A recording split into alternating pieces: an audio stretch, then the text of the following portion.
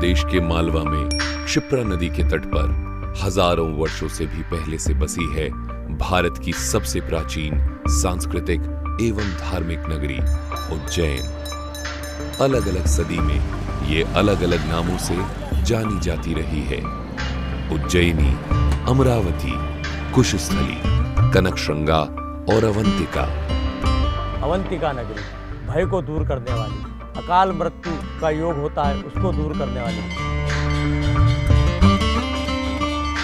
जितने भी भगवान विष्णु के अवतार हुए हैं, कूर्म अवतार हुए हैं, वराह अवतार हुए हैं, नरसिंह अवतार हुए हैं, राम, कृष्ण, सभी अवतार किसी न किसी समय पर अपने अवतार के समय पर अवंतिका में आए हैं। पुराणों में सप्तपुरी यानी 7 मोक्षदायिनी नगरों का वर्णन है, उसमें उज्जैन नगरी भी शामिल है। प्राचीन काल में उज्जैन में हजारों मंदिर स्थापित किए गए थे, इसलिए उज्जैन को मंदिरों की नगरी भी कहा जाता है।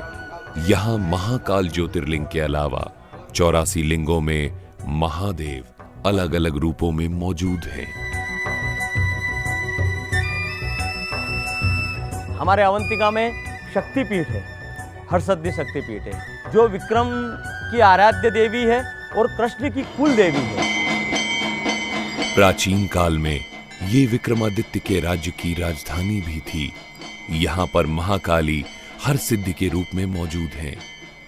कथाओं के अनुसार उज्जैन में सती की कोहनी गिरी थी और हरसिद्धि मंदिर वहीं स्थापित किया गया था। रोज शाम को मंदिर के प्रांगण को दीपों से सजाया जाता है और आरती के समय मंदिर की छटा बेहद खूबसूरत व निराली होती है।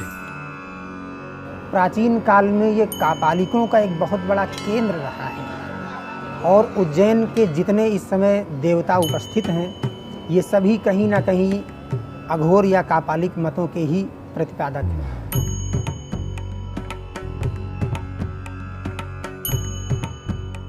काल भैरव, काल भैरव का अर्थ होता है कि जो काल अर्थात समय का भी भरण पोषण करने में सक्षम हो। गढ़कालिका काली मां का मंदिर है,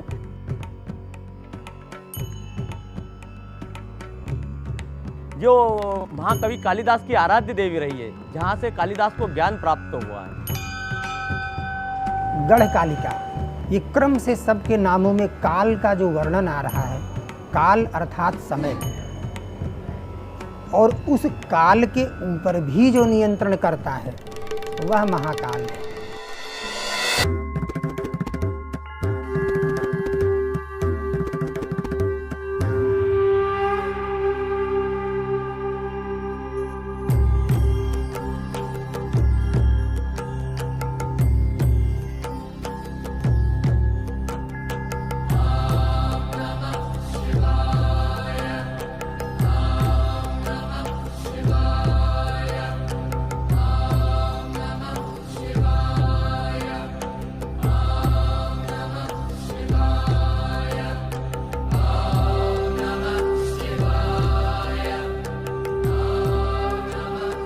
दूषण दैत्य का वध करने के लिए और उसके कोप से एक ब्राह्मण बालक को बचाने के लिए भगवान शिव स्वयं प्रकट हुए थे इस जगह पर और उस दैत्य को और उसकी समस्त सेना को यहाँ पर नष्ट कर दिए थे।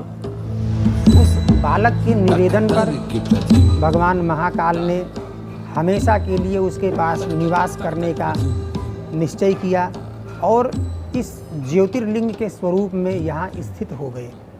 तब से यह स्वयंभू ज्योतिर्लिंग यहाँ पर विराजमान है। भगवान शिव देश भर में 12 स्थानों पर ज्योतिर्लिंग के रूप में विराजमान है। उज्जैन में इन्हीं में से एक ज्योतिर्लिंग महाकालेश्वर मंदिर के गर्भगृह में स्थापित है। भगवान शंकर का ये एक पूरा ब्रह्मांड में एक ही शिवलिंग है जो दक्षिणाभिमुख ज्योतिर्लिंग है। दक्षिण दिशा काल की, काल को जिसमें भस्म कर रखा है वो महाकाल है। गर्भगृह में ऊपर सिद्धि यंत्र स्थापित है। महाकाल के बाईं ओर गणेश विराजमान हैं। दाईं ओर त्रिशूल के पीछे कार्तिकेय और दोनों के मध्य में माता पार्वती। इस ज्योतिर्लिंग की वास्तविक समय सीमा कि यह कब से है, इसके बारे में हमारे ग्रंथ मौन है। वो कथानक उपलब्ध होता है, किंतु समय सीमा का निर्धारण उपलब्ध नहीं होता है। पुराणों के आधार पे हम 5 से 7 हजार वर्ष पूर्व इस मंदिर के निर्माण तक तो पहुंच सकते हैं, लेकिन इस मंदिर के निर्माण के पूर्व यह ज्योतिर्लिंग कब से है, इसके बारे में हमारे ग्रंथ मौन है। क्योंकि आज भी वास्तविक भूतल के नीचे महाकाल जी विराजमान होते हैं।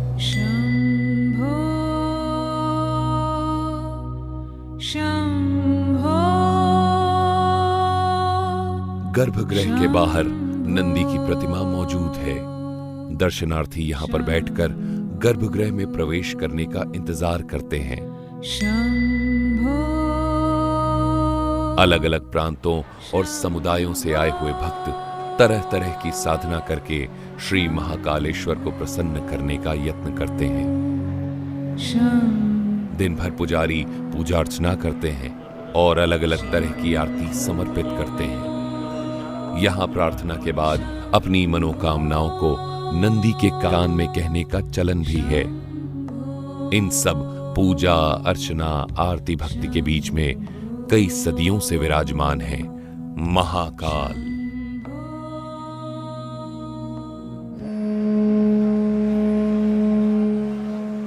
मुक्ति की ओर ले जाने वाले महाकाल की आराधना में कई आरतियां की जाती हैं। सूर्योदय से पहले भस्म आरती से दिन की शुरुआत होती है। भस्म आरती के दौरान महाकाल को पंचामृत अर्पित किए जाते हैं।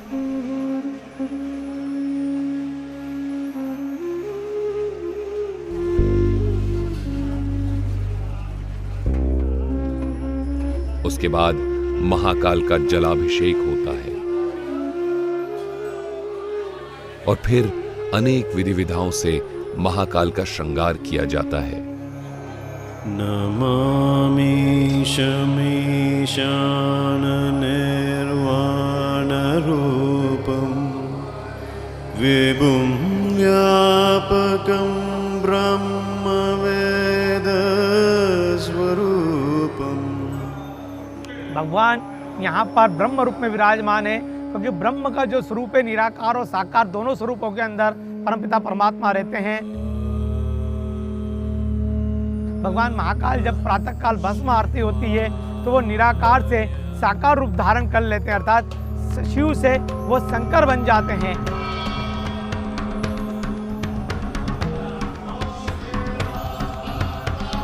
अंत में महाकाल पर भस्म अर्पित की जाती है।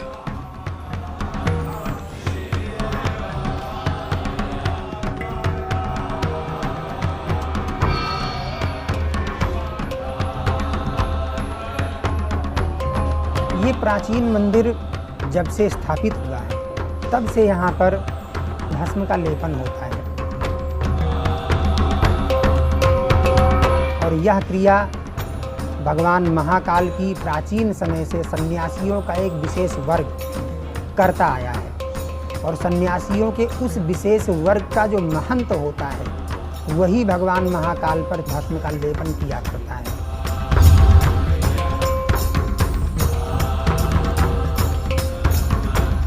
और प्रातःकाल नित्य भगवान महाकाल की भस्म आरती उसी क्रम से करते हैं जिस क्रम से आज के हजारों वर्षों पूर्व होती थी।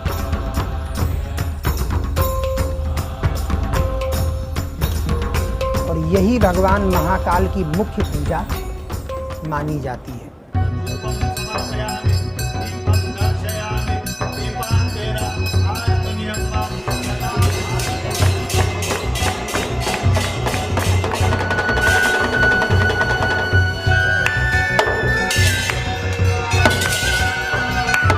भस्म आरती का समापन प्रचंड अग्नि, डमरू की तीव्र ध्वनि एवं शंख के जोरदार स्वर के साथ किया जाता है।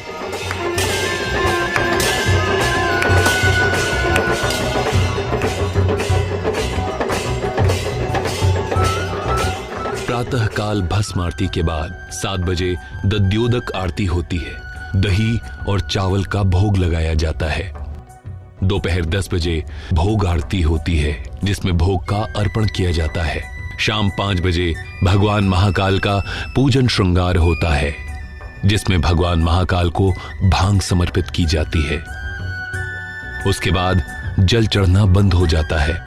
शाम 7 बजे संध्या भोग आरती की जाती है।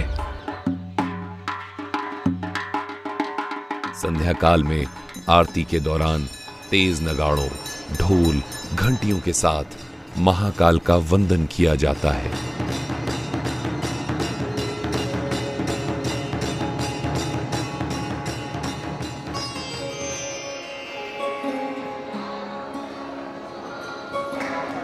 जो संध्या आरती होती है, संध्या आरती को मृदंग आरती भी कहा जाता है। तो वो आरती का दिव्य दृश्य ऐसा लगता है कि कोई राजा का मनोरथ हो रहा है। भगवान राजा के स्वरूप में बैठते हैं। अवंतिका के राजा है, ब्रह्मांड के राजा है।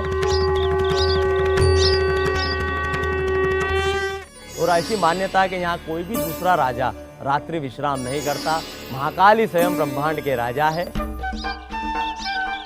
संध्या आरती का सुंदर चित्रण कालिदास ने अपने ग्रंथ मेघदूत में कुछ इस प्रकार किया है। हे मेघ, जब तुम उज्जैनी जाना तो महाकाल के दर्शन अवश्य करना, वहां की संध्या आरती को अवश्य देखना। संध्या काल में लाखों की संख्या में पक्षी मंदिर के प्रांगण में लगे पेड़ पर एकत्रित होते हैं और आरती की भव्यता पर 4 चांद लगा देते हैं।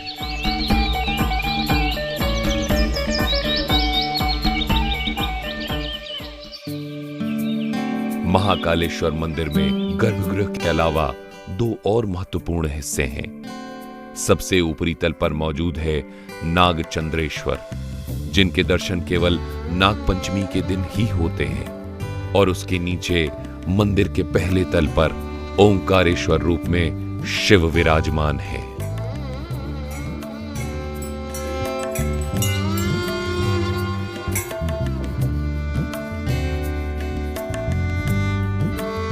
सिंहस्थ कुंभ उज्जैन का महान धार्मिक पर्व है। कुंभ का शाब्दिक अर्थ है कलश।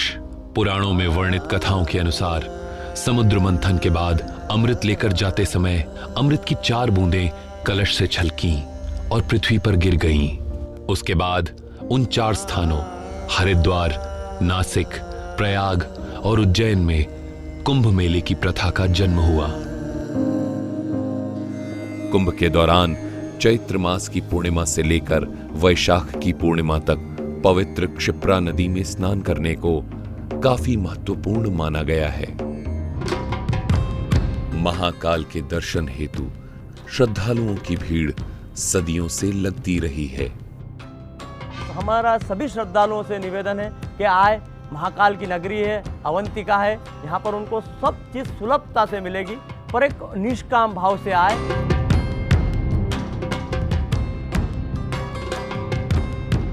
शास्त्रों के अंदर भगवान शिव के चरण स्पर्श का महत्व, अर्थात भगवान शिव के चरणों में स्पर्श है, ना कि लिंग पे स्पर्श है।